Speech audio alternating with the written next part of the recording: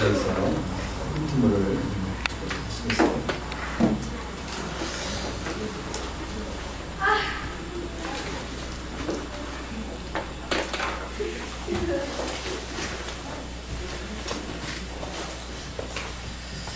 제7강 숙제절 이번 주 수업하고 다음 주에 추막절 수업하고 그 다음 주에 시험이 되겠습니다.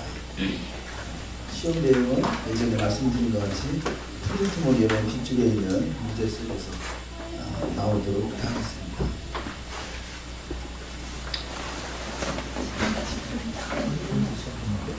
레위기 23장 프린트몰 다 있으신가요?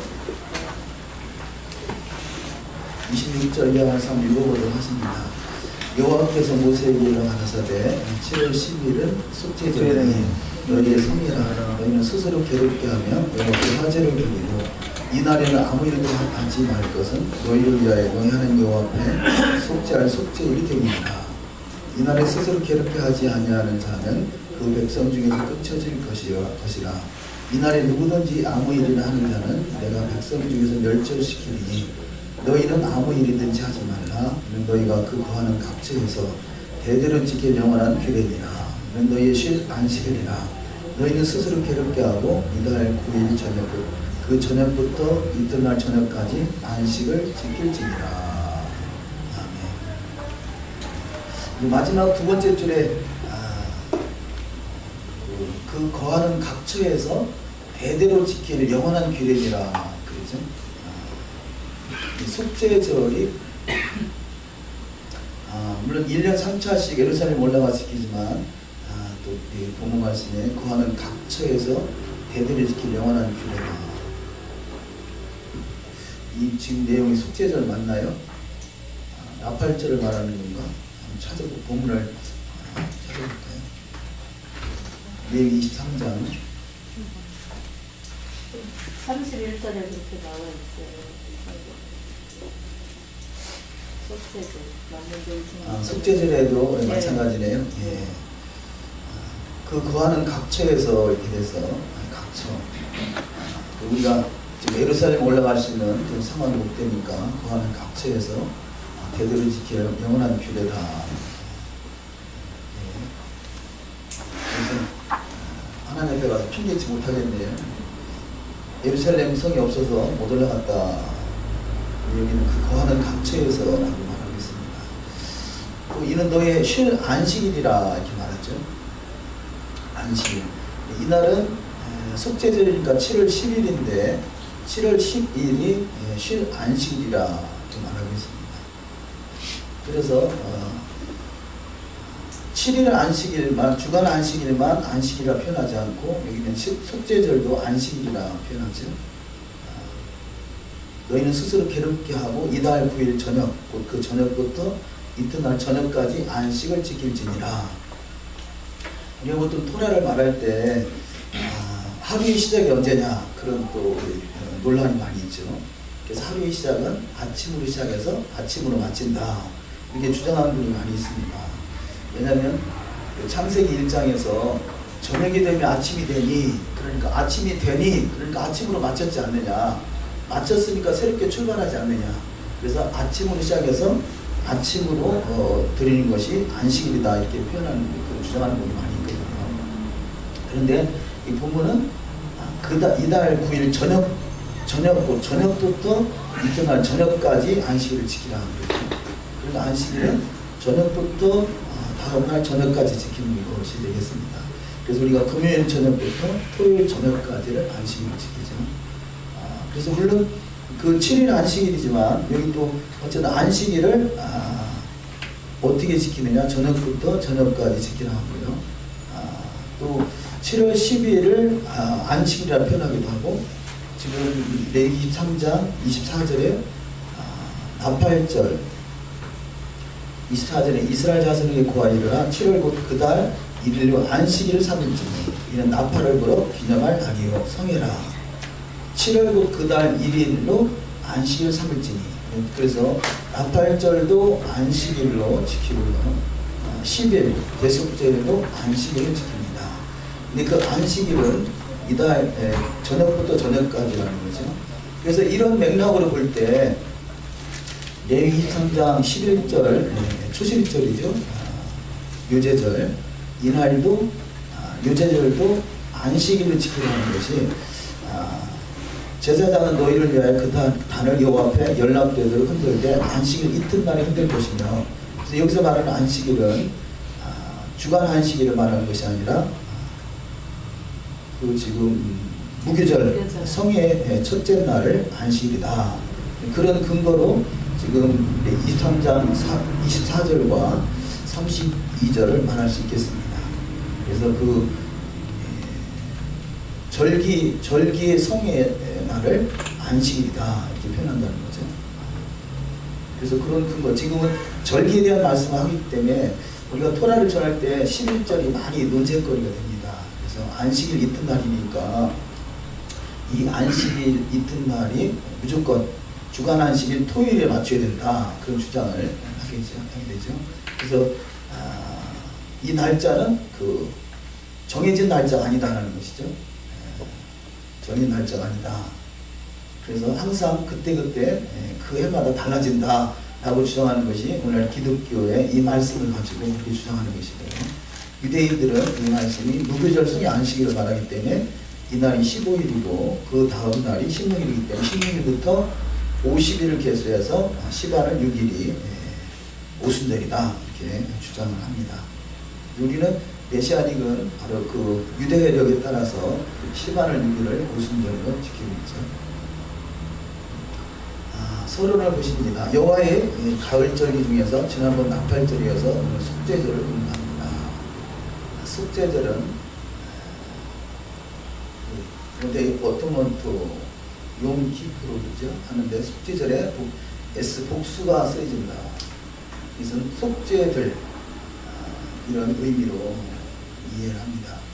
레위 16장 33절에 지성소를 위하여 속죄하며 해막과 단을 위하여 속죄하고 또 제사장들과 백성의 회중을 위하여 속죄할지니. 그래서 이 내용을 통해서 무엇을 속죄해야 되는가, 우리가 속죄한다면 무엇을 속죄해야 하는가, 지성소 혹은 해막과 단 아니면 제사장들과 백성의 회중을 속죄해야 되는가, 이런 내용을 살펴보도록 하십니다. 첫 번째 속죄절의 주제, 속죄절은 영적인 중요성과 의미로 가득 차 있다. 주의 주제를 살펴보면요, A로 속죄절은 속죄하는 날이다. B번 얼굴과 얼굴을 마주보는 날이다. 그래서 유일하게 절기 중에서 여호와 하나님과 얼굴과 얼굴을 마주보는 날이 속죄절이다. 이 날이 또 큰 날이라 그러면 큰 날. 그래서 크고 두려운 날이 될 수 있고 크고 영화로운 날이 될 수 있고 큰 날. D번 금식하는 날. 2번 큰 나팔을 보는 날. F 문을 닫는 날. 나팔절이 문을 여는 날이라면 속죄절은 문을 닫는 날이다. 나팔절에 기회가 다시 한번 주어진다면 속죄절은 마지막으로 기회가 닫히는 날이다. 속죄절의 뜻은 히브리어로 키프로, 카파가 덮는다, 제하여버리다, 하야하다, 용서하다는 뜻이 있습니다. 성경의 속죄절은 이스라엘의 하나님이 그의 백성들의 죄를 용서해주는 지정된 날로 알고 있습니다. 속죄절과 유월절의 다른 점. 6월절은 개인의 속죄, 개인의 구속을 말한다면 속죄절은 이스라엘 국가의 구속, 그래서 특별한 속죄절을 드린다. 그런 차이가 있겠습니다. 6월절은 개인의 구속을 통해서 구속을 완성시켜 나가는 그런 과정이라면 개인의 구원받은 백성이 이스라엘의 공동체로서 속죄절에서 특별한 속죄절을 드린다. 10번 금송아지를 우상으로 만들어 숭배한 날. 이 속죄절이 금송아지 우상에서 우상을 드렸던 것을 또한 속죄한다는 거죠. 그래서 금송아지 우상 전에 있었던 우상 전에 있었던 두 돌판을 받는 날이 첫 번째 오순절이라면 이 금송아지로 인해서 다시 올라가서 돌판을 두 번째 받은 날이 속죄절이다.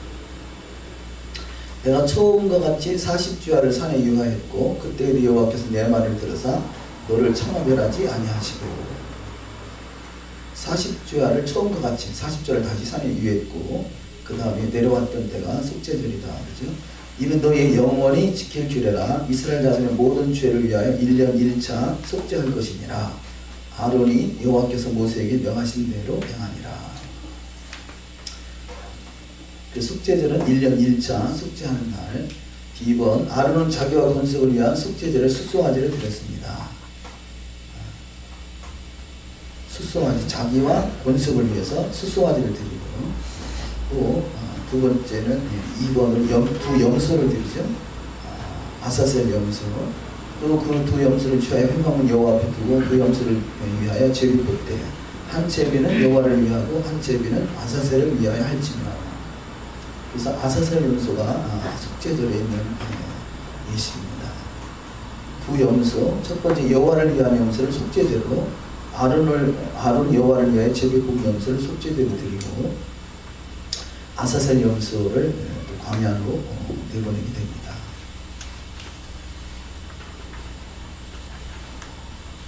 세 번째, 언제 속죄절을 지키나?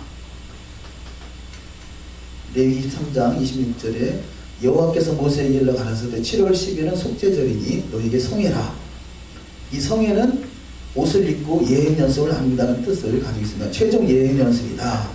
그렇게 말씀을 드렸었는데요. 그래서 성회, 이것은 그 절기 중에 있는 성회는 미크라 코데시, 미크라라는 단어가 써지는데 마지막 그 거룩한 대회가 모진 마지막은 시므니 아짜레트라는 단어가 사용되죠. 그 차이가 있습니다. A번 속죄절은 금식의 날이다. 여기는 스스로 괴롭게 하며 여호와께 화제를 드리고 스스로 괴롭게 한다는 것은 금식을 말합니다. 그래서 이 사도행전 27장 9절에 보면 여러 달이 걸려 금식하는 절기가 이미 지났으므로 행선하기가 위태한지라 바울이 저희를 권하여 금식하는 절기, 이때 이것을 금식의 절기, 속죄절로 이해를 합니다. 이번 첫번 6월절에는 출애굽합니다. 이 금식하는 절기는 속죄절 단 한 번이죠. 물론 금식하는 날이 정해진 날은 여러 번 있지만 4월의 금식, 5월의 금식, 7월의 금식, 10월의 금식이 있지만 절기는 속죄절 한 번인 것을 볼 수 있습니다. B번 첫 번째 6월절에는 출애굽이고요. 또 첫 번째 오순절에는 토라를 받게 되고 또 첫 번 속죄절에는 죄를 속하는 절기들입니다. 큰 죄를 범하였나이다. 금실을 만들었던 사건을 기억하죠. 여호와께로 다시 나와 여짜오래 슬퍼도소이다. 이 백성이 자기를 위하여 금실을 만들었사오니 큰 죄를 범하였나이다. 그들의 죄를 사하시옵소서. 그러나 합의하시면 이제 그들의 죄를 사하시옵소서. 그렇지 않사오면 원컨대 죄 기록하신 책에서 내 이름을 지워버려 주옵소서.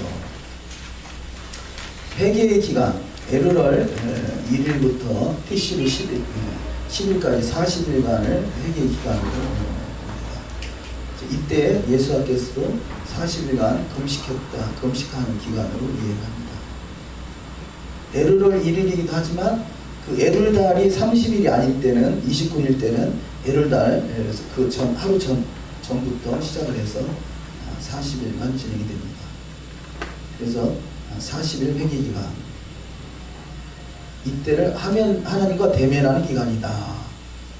1년 1차씩 지성소에서 하나님을 대면하는 기간.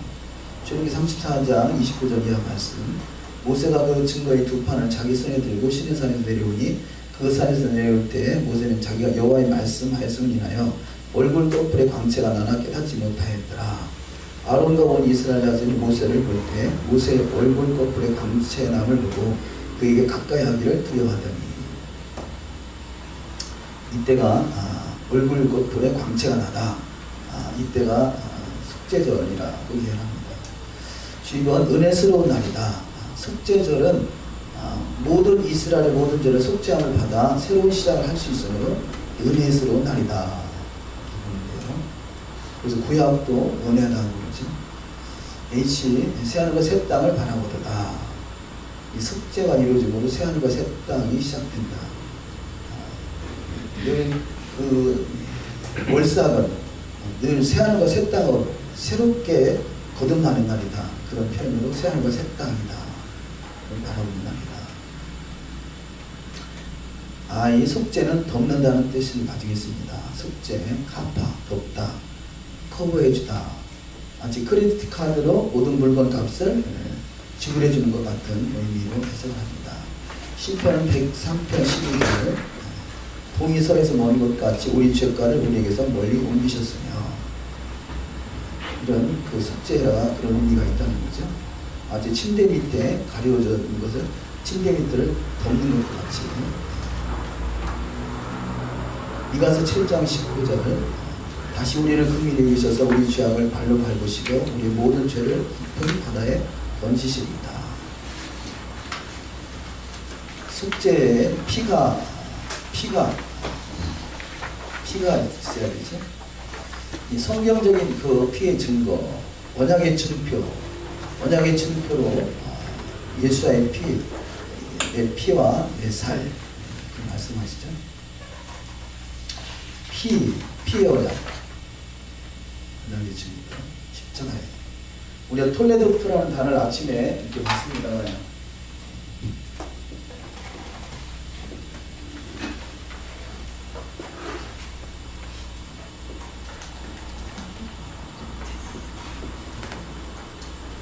하고 십자가, 아부, 언약, 피, 남해그, 지팡이, 목자, 발레. 톨레도프가 모든 게 다 예수화를 말하죠. 십자가로 시작해서 십자가로 완성하는, 하고 언약이죠. 언약으로 시작해서 언약으로 완성하는 거죠. 언약이 토라죠. 자, 이 십자가의 언약을 맺은 자는 바로 토라로 완성하는 거죠. 바보가 뭐 십자가, 피의 언약을 할 수 있겠죠.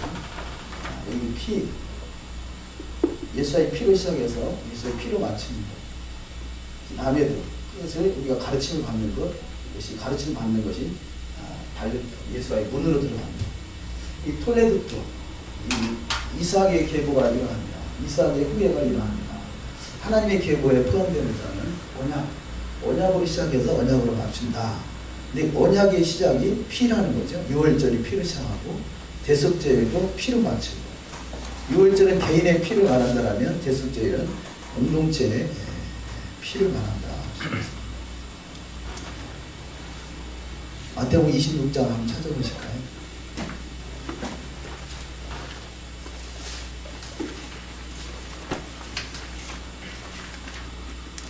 (26장 27절)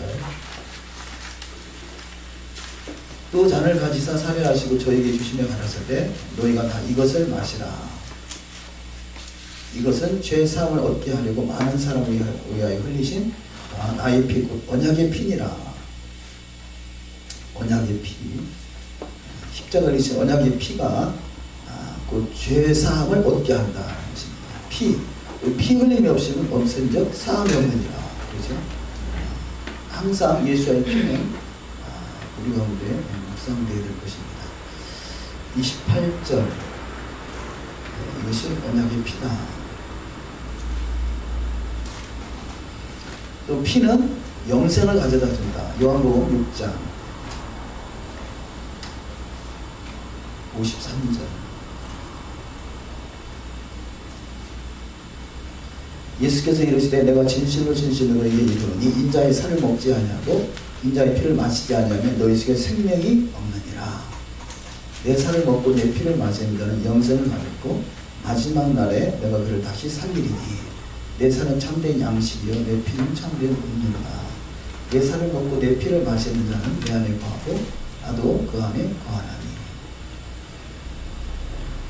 먹는다는 거 중요하죠. 먹는다는 거. 먹다, 피를 먹는다, 말씀을 먹는다, 그렇죠? 말씀을 먹는다, 피를 먹는다. 그래서 아칼이라는 단어, 피를 먹는다는 것은 또 아칼, 하나님을 먹는다 이렇게 표현했습니다. 아칼,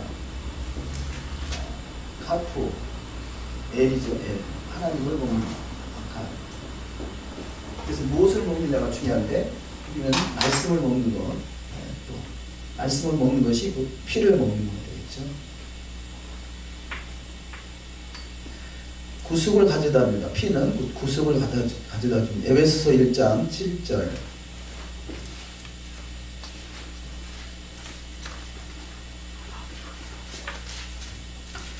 7절. 우리가 그리스도 안에서 그의 은혜의 풍성함을 따라 그의 피로 말미암아 구속 죄사함을 받았으니. 피로 2월절 어린 양의 피로 그 죄사함을 받았습니다. 구속, 그것을 예수의 피로 죄사함을 받은 것, 그것을 구속이라. 구속, 죄사함을 받았다 이렇게 말하죠. 이것을 구원받았다 이렇게 표현할 수 있겠습니다만요. 우리가 예전에 지난 학기 때 6월절 어린 양의 피는 구속함을 받았다고 그러고요. 홍해를 건너온 것이 구원함을 받았다 이렇게 표현했었는데요. 구속, 일단은 구속을 받은 거죠. 죄사함을 받았다. 근데 그 죄사함 받은 것을 계속 지켜나가는 것이 토라, 여호와의 말씀 토라를 통해서 그 죄사함을 받은 것을 지키는 것이다. 지켜나간다 할 수 있겠습니다. 로마서 3장 25절.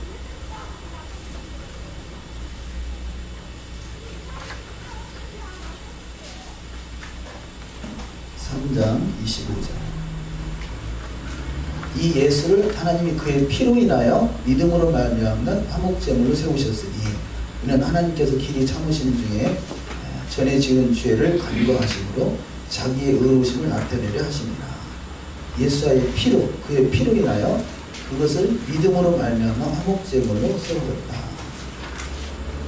그의 피, 예수의 피. 그래서 피는 속죄를 해주고요. 하나님 앞에서 또 의롭다라고 의롭게 하신다. 로마서 5장 9절 말씀. 그러면 이제 우리가 그 피를 인하여 의롭다 하심을 얻었습니다. 더욱 그로 말미암아 진노하심에서 구원을 얻을 것이니 그 피로 인해서 의롭다 하심을 받았습니다.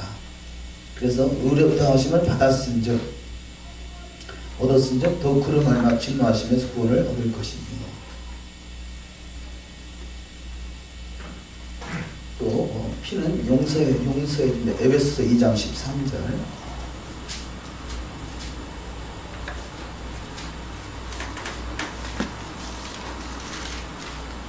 13절. 이제는 전에 멀리 있던 너희가 그리스도 예수 안에서 그리스도의 피로 가까워졌느니라. 그리스도 예수 안에서 그리스도의 피로 가까워졌다. 피로 용서해 주시고. 골로새서 1장 4절. 골로새서 1장 14절.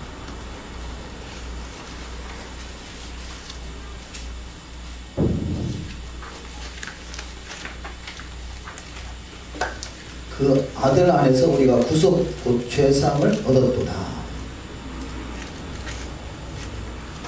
지금 13절에 보면 그가 우리를 흑암의 권세에서 건져내사 그의 사랑의 아들의 나라로 옮기셨으니 그 아들 안에서 우리가 구속 곧 죄사함을 받았다. 죄사함을 구속 곧 죄사함을 받은 것은 흑암의 권세에서 건짐을 받아서 사랑의 아들의 나라로 옮겨진 상태. 이것을 이브리 그러죠. 히브리인을 이브리인데 이브리가 뭐냐? 흑암의 권세에서 사랑의 아들의 나라로 옮겨진 상태. 그것을 구속 곧 죄사함을 받았다라고 표현합니다. 죄사함을 받았다.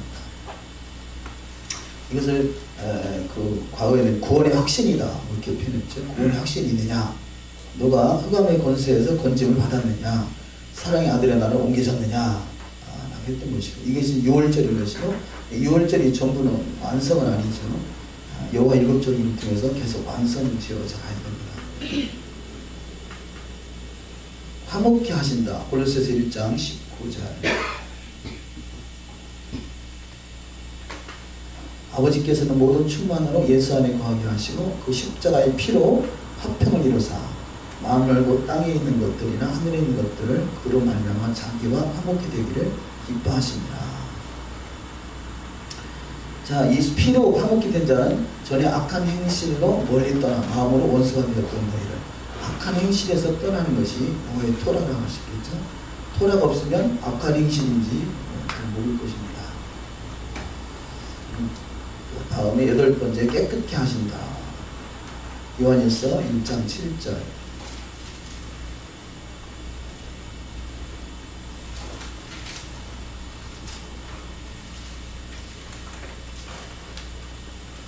저가 빛 가운데 계시는 것 같이 우리도 빛 가운데 행하면 우리가 서로 사귐이 있고 그 아들 예수의 피가 우리를 모든 죄에서 깨끗하게 하실 것이요.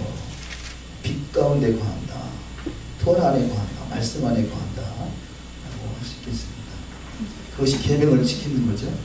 2장 3절에 보면 우리가 그의 계명을 지키면 그래서 우리가 저를 아는 줄 알 것이요.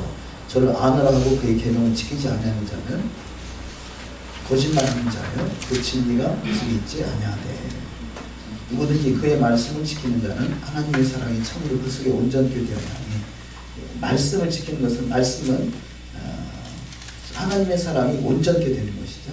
그래서 우리가 저희 안에 있는 줄을 아노라. 저희 안에 거한다는 자는 그 행하시는 대로 자기도 행하십니다.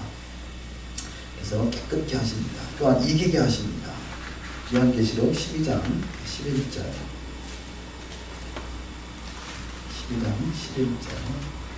또 여러 형제가 어린 양의 피와 자기의 증거하는 말을 인하여 저를 이기었으니, 여기서 두 가지죠. 어린 양의 피, 또 증거하는 말. 하나님의 계명, 이렇게 말할 수 있겠죠. 어린 양의 피와 하나님의 계명, 증거하는 말씀. 저를 이기었으니 그들은 죽기까지 자기 생명을 아끼지 아니하였더라. 하나님 말씀만 가지고도 안 되겠군요. 어린 양의 피만 가지고도 안 되겠고, 어린 양의 피와 자기의 증거하는 말씀을 인해서 이기는 자가 될 것입니다. 피값으로 사신 바 되셨다. 그래서 사도행전 20장에 교회는 자기의 피로 사신 바 됐다. 사도행전 20장.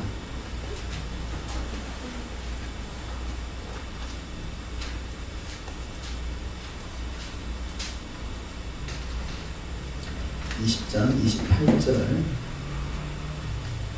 너희는 자기를 위하여 또는 온 양떼를 위하여 삼거나 성령이 저들 가운데 너희로 감독자를 삼고 하나님이 자기 피로 사신 교회를 치게 하셨느니라. 자기 피로 사신 것이 교회고요. 그것을 치는 것이 말씀이죠. 피로 사신 교회.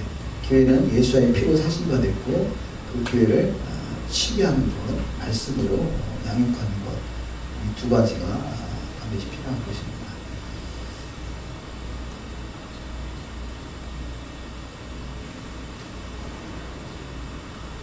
이 과거에는 우리 예수의 피를 많이 찾았죠. 성경에 보면 찬송가가 거의 예수의 피 말씀을 많이 하잖아요. 그런데 우리가 오늘날의 토라를 들어와서는 피를 잊어버리고 말씀만 혹시 강조하게 되지 않을까, 그런 부분이 좀 염려가 되더라고요. 그래서 피와 예수의 피와 그 피로 사신 교회들이 이제는 말씀으로 잘 치료를 받는 것, 이것이 두 가지를 잘 강조하는 게 중요한 것입니다.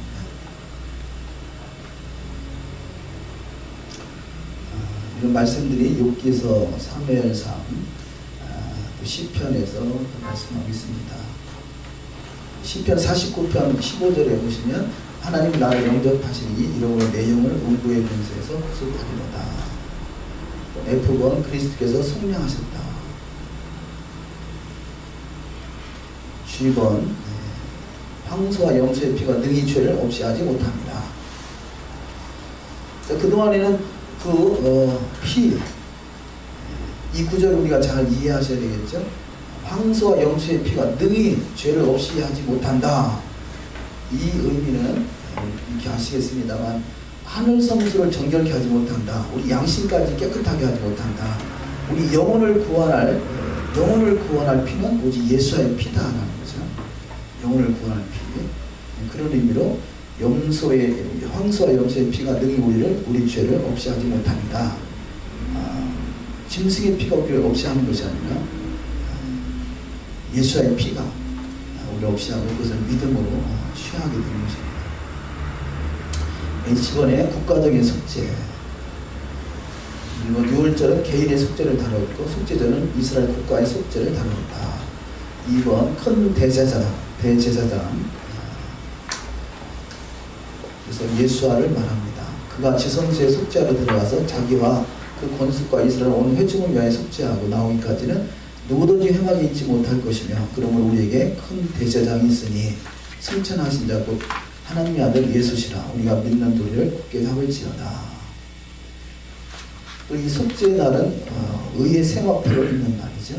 속죄제는 대제사장이 성전복을 벗고 하얀 세마포 옷을 입고 속죄 제사를 드리는데 하얀 세마포는 의를 의미하고요. 성전의 제사를 맡은 제사장들은 속죄절 일주일 전부터 성전의 기숙사 같은 방에서 자면서 속죄절 제사를 준비한다고 합니다.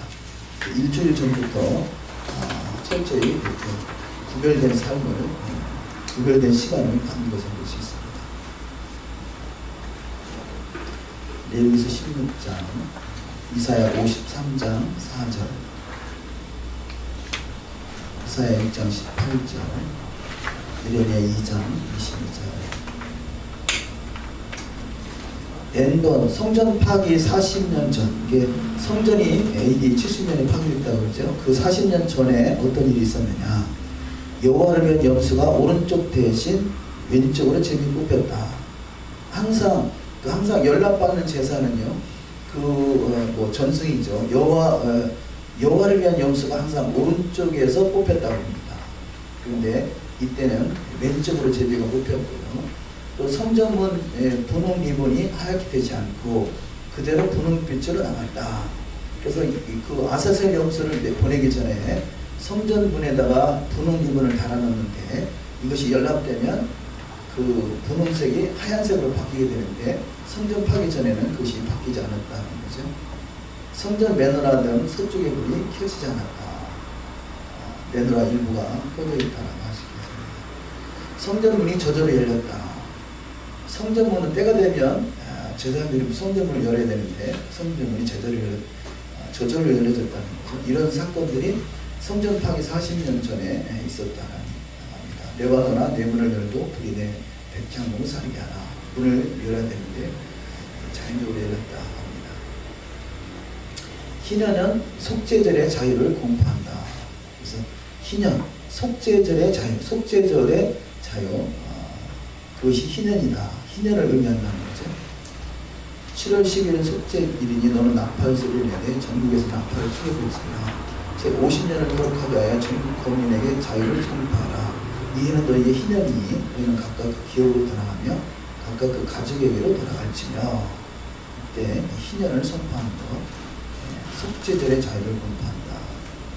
그래서 지금 레위기 25장 희년 말씀이나 이사야 61장 1절 이하 말씀, 여호와의 은혜의 해와 우리 하나님의 신원의 날에 전파하며 슬픈 자를 인도한다. 제가 아침 저녁으로 등산을 산으로 이렇게 넘어다니면 시간 있을 때는 산으로 넘어가는데요. 걸어가면 한 40분, 50분 집에까지 갑니다. 가다 보면 올라오다 보면 교회가 가장 동네 끝자락이죠. 산의 가장 높은 자리에 교회가 하나 있어요. 그 교회가 시온 교회예요.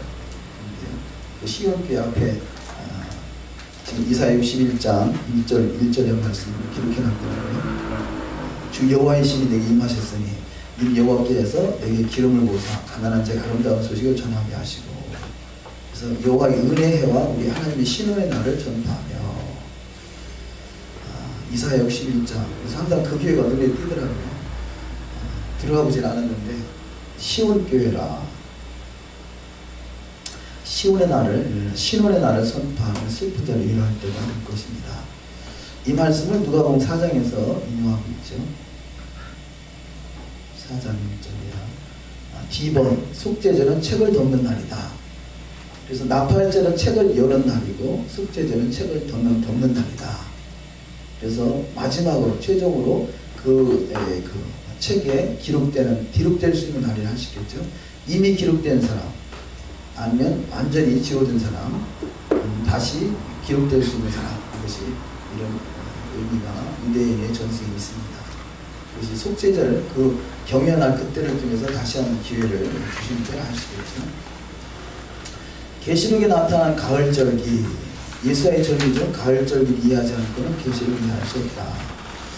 이 기록자는요, 이 기록하신 분은 이게 토라신학에서 나온, 토라신학 대원에서 나온 자료였잖아요. 이 전인권 목사님은 어떤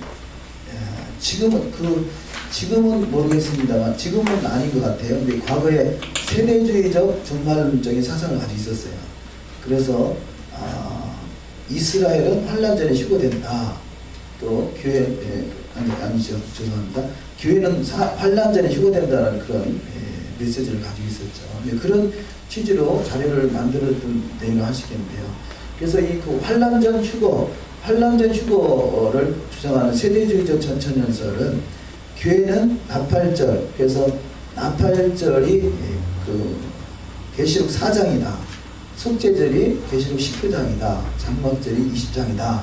이렇게 보는 부분이 있었는데요. 계시록 4장을 한번 보도록 하시겠습니다.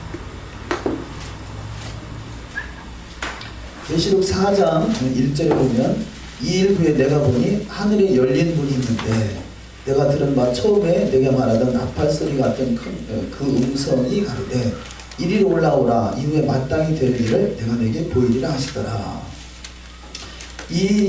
지금 그 계시록 4장이 기록된 말씀이 교회의 휴거다. 이렇게 세대주의적 전천연설을 이렇게 봅니다. 그래서 그 뒤에는 계시록 4장 이후에는 교회가 안 나온다는 거죠. 교회는 이미 이때 휴거된다. 그렇게 표현을 합니다. 그런데 만약에 그대로 이것이 나팔소리가 나팔절, 교회의 휴거로 본다면 그 뒤에 나오는 내용들 지금 5장에 보면 5장, 6장에서 말세의 징조가 있고 7장에서 인침을 받는 14만 4천이 등장하고 또 능히 셀 수 없는 큰 무리가 등장하고 또 8장에서 환란이 시작되고 9장 환란이 시작되고 11장에서 두 증인이 등장하게 되고 그리고 12장에서 의자와 용의 사건, 짐승이 올라오는 13장 짐승이 올라오는 사건, 이런 내용들을 싹 무시하게 되는 거죠. 그래서 그런 환란을 보지 않게 된다는 것입니다. 환란을 보지 않게 된다. 그래서 이 세대주의적 전천연설은 계시록 4장은 교회가 휴거된다라고 하고요. 그런 부분들이 과거에는 많이 좀 받아들이게 됐습니다만요. 지금은 그 환란 전 휴거는 성경상 오류다라고 주장하는 분들이 많게 되고요. 그래서 지금은 이 환란 전 휴거라기보다 극소수가 이런 그 환란을 겪지 않고 휴거될 것이다. 이렇게 주장하는 부류가 또 있습니다. 극소수가 환란 전에 휴거된다. 그렇게 표현하는 부류가 있는데요. 여기서 말하는 환란 전이면 그러면 그 7년 환란을 겪지 않고 그야말로 7년 동안은 혼인잔치를 배설한다. 그런 의미로 해석을 하겠죠. 그래서 극소수는 과거에는 교회가 통째로 휴거된다. 지금 일부 주장하는 분들은 교회가 아니라 아주 준비된 소수가 환란 전에 휴거돼서 환란을 겪지 않게 되고 나머지는 교회든 이스라엘든 준비되지 않은 사람들은 환란을 겪어야 된다. 그런 해석들이 또 있게 되고요. 그러나 그 메시아닉 관점이나 역사적 전천연설은 환란 후 환란을 겪게 되고 그 환란을 통과할 때 그들이 그 휴거에서 예루살렘 성으로 입성하는 것으로 이렇게 해석을 합니다. 그러면 여기서 만약에 계시록 4장이 그 나팔절이라면 나팔절에서 대속절까지 그 기간을 7년을 잡아야 되겠죠. 환란 전 휴거를 한다면 나팔절부터 대속절까지 7년인데 실제 날짜는 10일이란 말이에요. 10일. 만약에 예수님께서 나팔절에 하신다면 성경대로 한다면 기껏해야 10일이거든요. 10일. 근데 10일이 뭐 하루가 뭐 1년에서 뭐 10일이면 10년을 잡는다. 그럴 수는 있겠지만 7년이라는 숫자는 명확하게 증거될 만한 숫자는 아니겠죠. 그냥 그야말로 날짜대로 나팔절에서 나팔절의 대속절까지는 10일 기간인데 예수님께서 나팔절에 오셔서 10일 동안에 이 땅에 마지막 그 대환란이 있게 되고 그 환란 속에서 어떤 환란 속에서 결국은 알곡과 쭉쟁이가 완전히 걸러지는 때가 아닌가 저는 그런 생각을 갖습니다.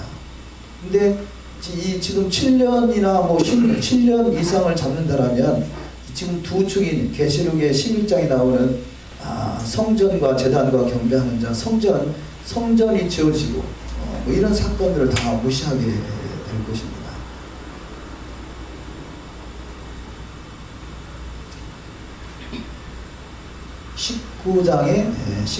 계시록 19장에 보시면요. 19장에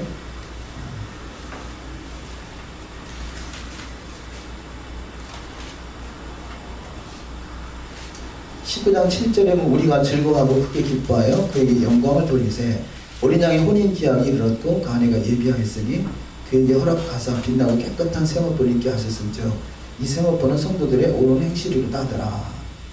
이것은 빛나고 깨끗한 세마포를 입게 했다. 어린 양의 혼인 잔치다. 이때가 뭐 대속죄를 할 수 있겠죠. 대속죄를 마지막. 그래서 예수께서 13절에 그가 피 뿌린 옷을 입었는데 그 이름 하나님의 말씀이라. 하늘에 있는 군대들이 희고 깨끗한 세마포를 입고 백마를 타고 그를 따르더라. 대속죄일에 흰 옷을 입는 것을 볼 때 대속죄일이다라고 할 수 있겠습니다. 그리고 20장이 장막절, 천년왕국으로 들어가는 장막절이다. 그것은 지금 계시록 19장이 대속죄일이고 20장이 장막절인 것은 이해가 되는데요. 4장이 초막 나팔절이다. 4장부터 19장까지는 7년 환란 기간이다 라고 하는 부분에 대해서는 여러 가지 좀 해석이 분분할 것 같습니다.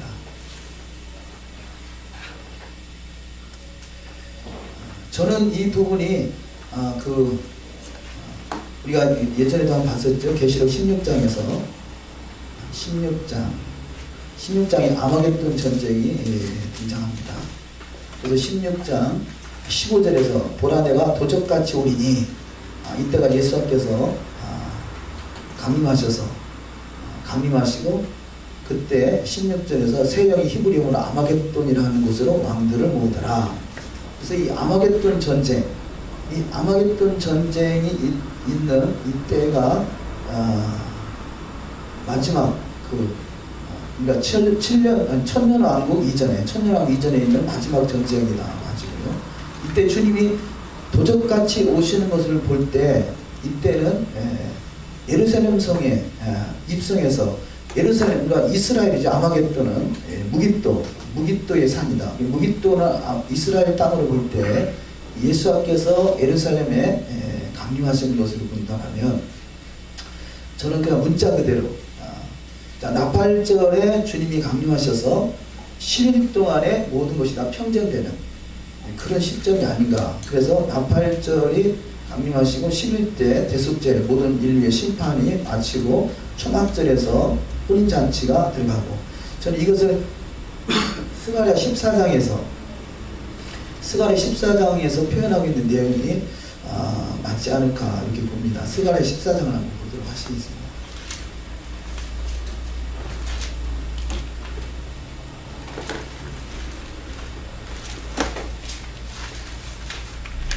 미래에 되어질 일은 누구나 다 정확하게 맞다라고 100% 맞다고 할 수는 없겠습니다만 여러 가지 해석들을 한번 봅니다. 스가랴 14장에서 4절에서 그날에 그의 발이 예루살렘 곧 동편 감람산에 서실 것이요. 그래서 감람산으로 오시는 것은 분명하죠. 사도행전 1장에서 올라가신 그대로 오신다 한 것 같이 지금 감람산으로 오시게 되고 이분이 이때 감람산으로 오실 때 5절에 보면 그 산 골짜기는 아셀까지 미칠지라 너희가 그의 산 골짜기로 도망하되 유다와 오시아때 지진을 피하여 도망하는 것 같이 하리라. 나의 하나님 여호와께서 임하실 것이요 모든 거룩한 자가 주와 함께하리라. 그래서 주님이 감람산에 그 입성하실 때 모든 거룩한 자, 그 죽었던 자가 먼저 살아나고 또 살아있는 자 중에서 부활체로 입성할 수 있는 그들이 모든 거룩한 자니까 이렇게 보게 되고요. 모든 거룩한 자가 주와 함께하리라. 이때가 나팔절이 아닌가 싶습니다. 그래서 나팔절에 이들이 주님을 만나서 예루살렘에 입성하게 되고 주님께서 9절에서 여호와께서 천하의 왕이 되시니 그래서 천하의 왕으로 등극하시는 거죠. 그날에는 여호와께서 홀로 하나이실 것이요 그 이름 홀로 하나이실 것이라 라고 하면서 여기서의 9절부터 15절까지 쭉 보시면 큰 전쟁이 있게 되고요. 이 기간이 그 나팔절에서 대속제일과 대속제일 그것이 재앙이 있는 15절에 보면 14절에 보면 13절부터 보실까요? 12절부터 12절 예루살렘을 치러 모든 백성에게 여호와께서 내리실 재앙이라니 곧 섰을 때 그 쌀이 썩으며 그분이 구멍 속에서 썩으며 그 혀가 입속에서 썩을 것이요 이때가 대속제일 그 마지막 심판의 때가 아닌가. 그날에 여호와께서 그들로 크게 열받게 하시리니 피차 손으로 붙잡으며 피차 손을 들어 칠 것이며 유다를 예루살렘에서 싸우리니 이때 사면에 있는 열국의 보화고 금, 은과 의복이 심히 많이 모여질 것이요 또 말과 노새와 약대와 나귀와 그 진에 있는 모든 육축에게 미치는 재앙도 그 재앙과 같으리라. 예루살렘을 치러 왔던 열국 중에 남은 자가 해마다 올라와서 그 왕 만군의 여호와께 숭배하며 초막절을 지킬 것이라. 그래서 지금 14장 4절에서 주님이 강림하실 때가 나팔절로 저는 이렇게 여겨지고요.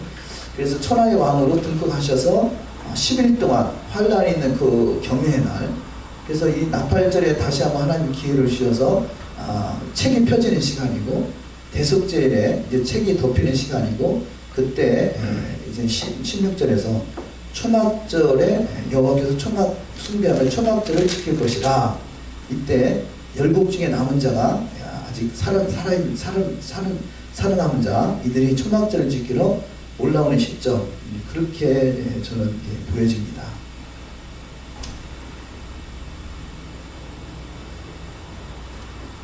혹시 이 부분에 대해서 어떤 좋은 의견이 있으시면 나름대로 해석하는 부분이 있으면 말씀해 주시면 좋을 것 같아요. 서로 나눴으면 좋겠습니다. 여러분은 어떻게 보십니까? 세대주의적인 것은 나팔절 계시록 4장을 주님의 그 휴거 기간이라고 휴거라고 그러죠. 휴거. 그리고 그때부터 7년의 기간이 있고 대속제일까지 7년의 기간을 보고요.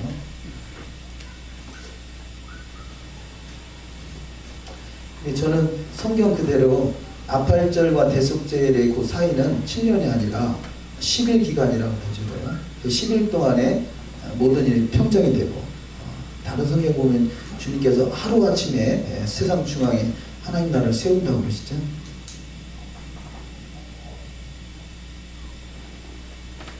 세대주의가 나팔절과 거기 숙제 사이를 몇 년이라고 하는데 이게 천년왕 그러니까 환란 전에 휴거된다고 그러는 거죠. 계시록 4장에서 휴거되고 그때부터 19장까지가 19장이 대속제일을 보는데 그 사이 기간을 7년의 이렇게 과정이에요.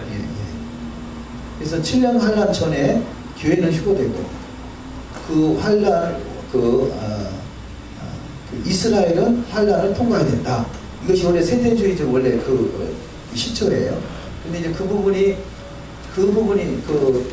오류라고 보이시고 많은 분들이 주장하다 보니까 지금은 환란 전 휴거 때는 교회가 통째로 휴거되는 게 아니라 극소수가 아주 그 부활체로 그러니까 극소수가 휴거될 것이다. 그렇게 보는 부분도 있어요. 그 나머지는 교회도 준비되지 않은 교회도 환란을 통과해야 된다. 그렇게 보죠. 어쨌든 7년 환란 전에 휴거된다 하니까 그 환란 전부터 환란 끝까지는 7년이라고 볼 때 그 계시록 19장 그 사이를 7년의 과정이라고 기간이라고 봐야 된다는 거죠. 그래서 7년 환란의 그 기간으로 볼 것이냐, 아니면 저같이 그것이 저는 그러니까 계시록 4장을 휴거라고 보지 않는다는 거죠. 휴거, 그러니까 환란 끝에 지금 그 스가랴 14장에서 14장 4절에서 주님이 감람산에 입성하실 때는 대속죄일 10일 전인 나팔절 기간이 아닌가 그렇게 생각하는 것입니다. 그래서 10일 동안에 그 경외의 날을 통해서 세상이 평정이 되고 대속죄일 때 지금 14장 9절부터 15절까지 사건이 대속죄일 사건이고, 그리고 16절에서 예루살렘에 초막절을 지켜오는 그때가 이제는 초막절 기간으로 비춰집니다.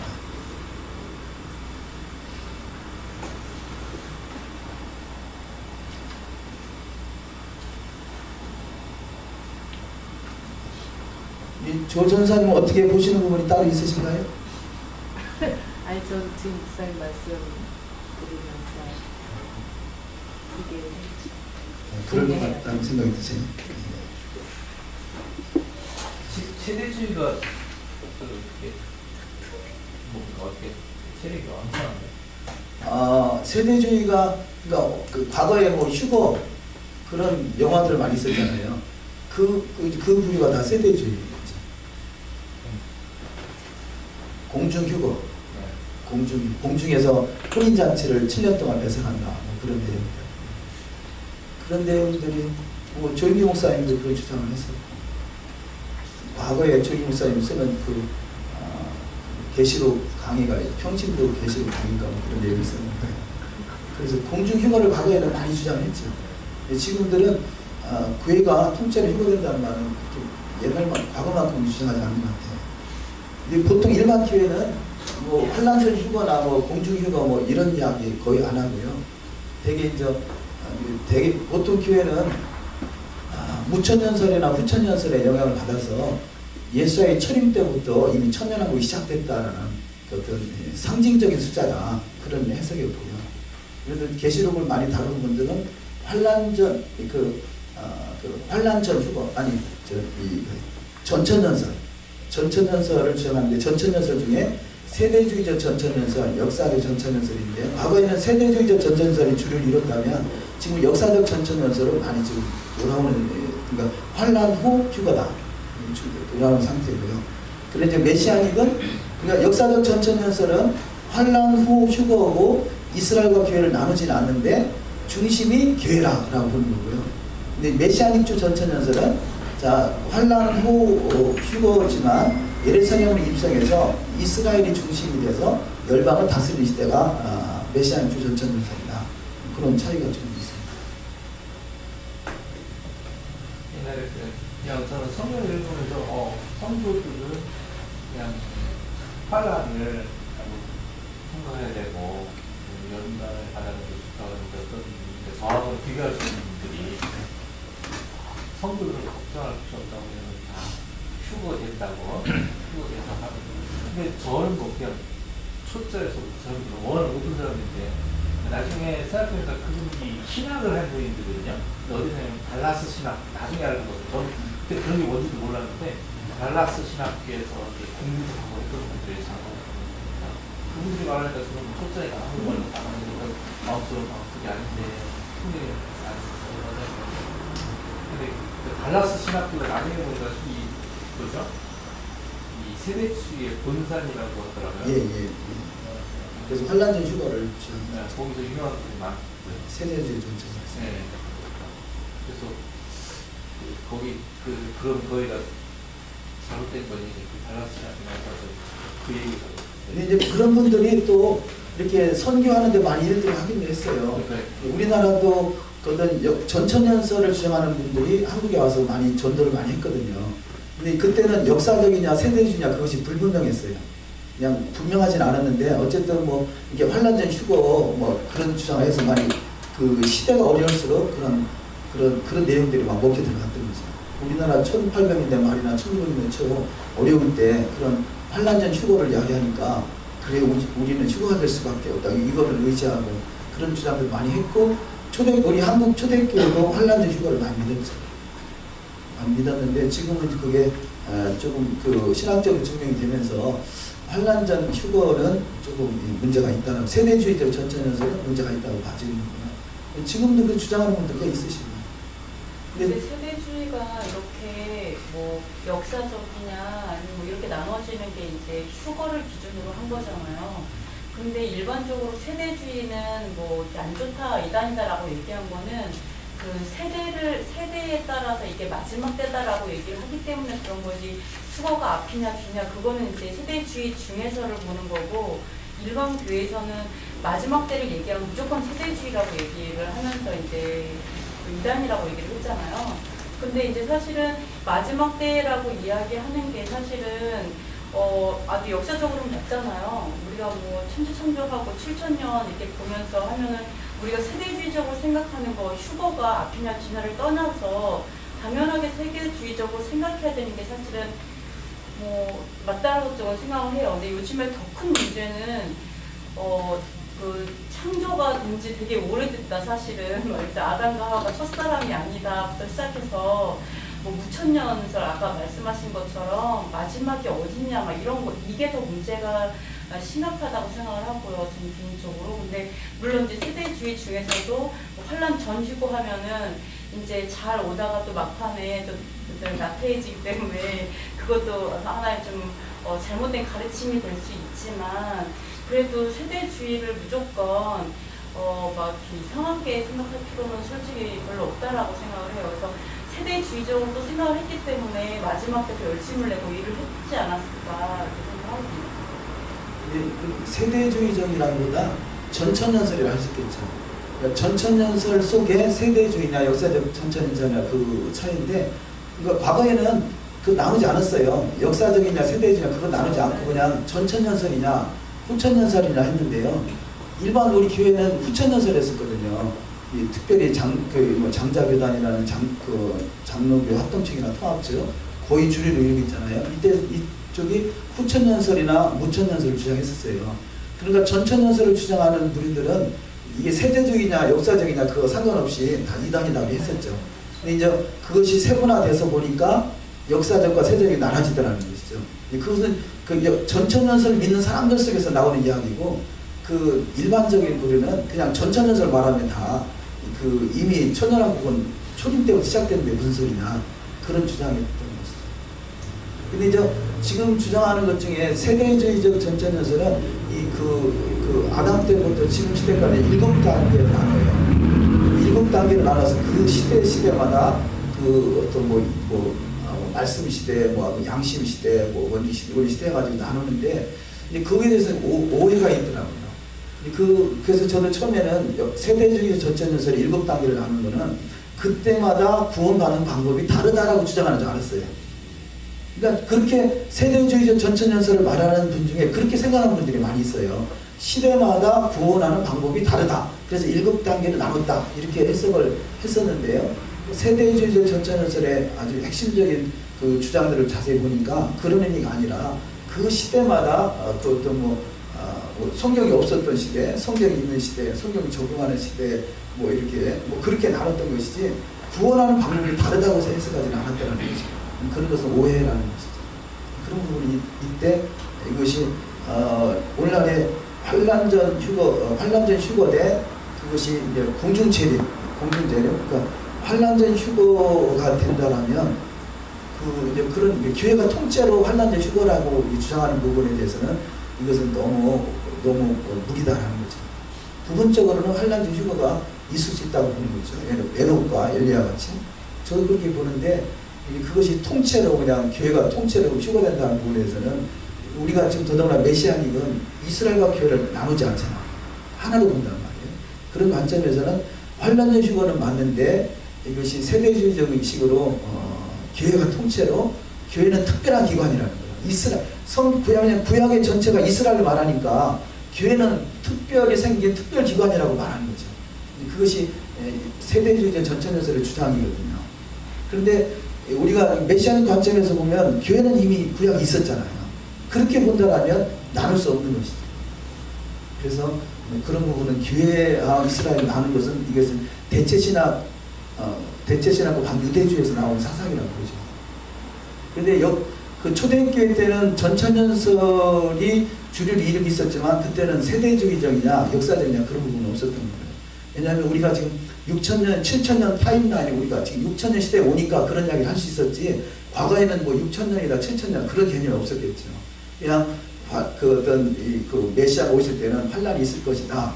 그런 부분에 대해서 그런 부분은 다룰 수 있었지만 우리가 지금 구체적으로 6천년이나 7천년이냐 뭐 7년 전이냐 7년 후냐 이런 이야기는 지금의 시대에 와서 하는 이야기고 초대교회 때는 전천연설은 맞지만 그래서 전천연설이고 메시아 왕국이 이루어진 그런 부분은 맞지만 그때는 이미 사도 바울도 곧 오시리라 생각했잖아요. 사도들도 그런 차원에서 전천연설은 초대교회의 사상이지만 근데 그것이 그러니까 로마의 지배를 받으면서 그런 전천연설 이런 부분들이 많이 종말론적인 사상이 많이 발전했다는 거죠. 이게 우리가 그 전천연설이 종말을 말하기 때문에 세대주의가 문제가 그게 아니라 그냥 종말을 말하면 그 보통 교회에서는 이단이다. 왜냐하면 1800년대 말 그 재림교가 생기는 사건이나 여호와의 증인이 생기는 사건 이런 것들이 종말론에서 온 거잖아요. 다미선교회나 그러니까 재림교나 여호와의 증인이나 다미선교회나 이런 것들로 인해서 종말론이라는 말을 끊이지도 못하게 그렇게 되버렸어요. 계시록을 말하고 종말을 말하면 이단이다 이렇게 되버렸던 거죠. 그런 어떤 극단적 종말론 때문에 그런 사람들이 오게 된 거죠. 우리도 종말론 주의자라고 말하지만 차이가 있다라면 기독교에서 말하는 종말론은 언제 오실지 몰라. 그래서 항상 깨어있어야 된다는 생각을 갖죠. 근데 메시아닉 관점의 종말론은 이미 계시록 11장에 성전과 제단과 경배하는 자가 있어야 된다라고 볼 때 그 성전이 세워지기 전에는 아직은 아니다라고 보는 거죠. 그런 차이가 있다고 할 수 있겠습니다.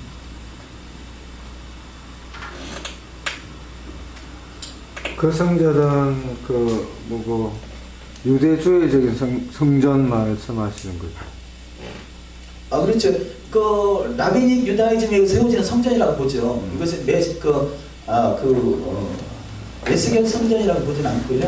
라빈 유다이즘에 세워지되 어쨌든 성경은 성경을 응해야 되기 때문에 성경